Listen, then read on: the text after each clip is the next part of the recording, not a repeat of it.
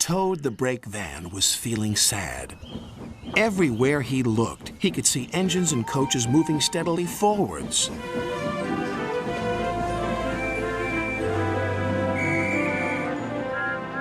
They all looked confident and cheerful. One day, he decided to talk to Oliver, the Great Western Engine.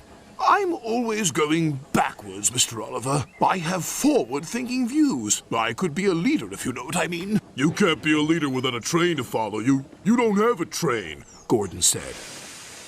Toad felt sadder still. Oliver wanted to help. You're a very useful brake van, Toad. You help me brake, and you keep my freight cars in order when we go down hills.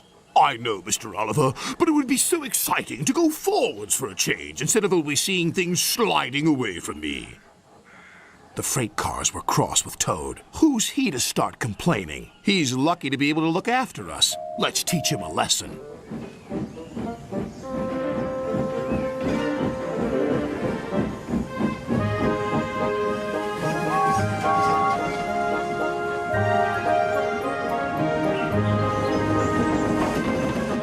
The freight cars decided to carry out their plan when they reached Gordon's Hill. When they were nearly at the top, they played their tricks. Ready, steady, go! And they jerked at a coupling, which broke. We're making your wish come true, Toad! Follow the leader, yelled the freight cars. Toad was still in a state of shock, so he didn't know what to think, and he couldn't ask the conductor. He had jumped clear.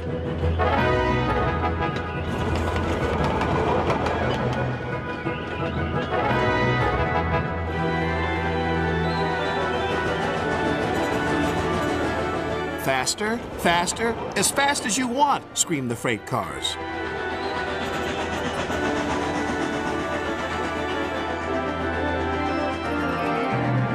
Suddenly, Toad found it fun, but the fun was soon over. A crossing lay ahead and the gates were closed. Toad couldn't stop. Worse still, Toad now realized he was on the wrong track. There ahead was Gordon. The signalman changed the points just in time.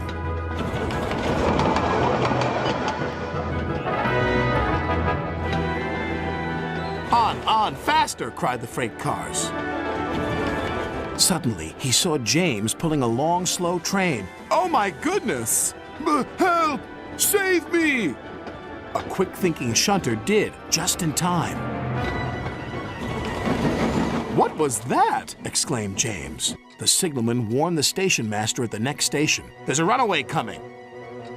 We'll send him into the sidings. Help! Help! Called Toad again.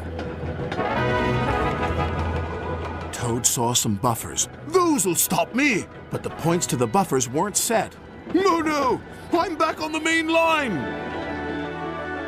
Meanwhile, Oliver was racing to the rescue.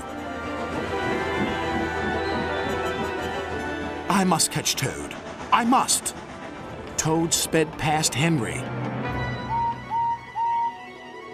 More danger lay ahead. Men were working on a bridge, but they had been warned about the runaway Toad and his freight cars. They diverted him onto old sidings, straight into a muddy pool.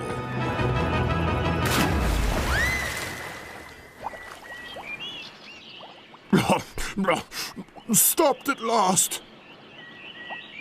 Oliver arrived, and when he saw Toad, he could only smile.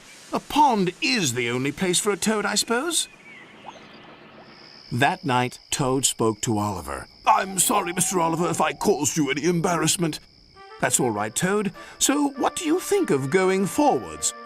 It was fun, decided Toad, but from now on I'll be happy to look forward to the future, busy going backwards, so to speak.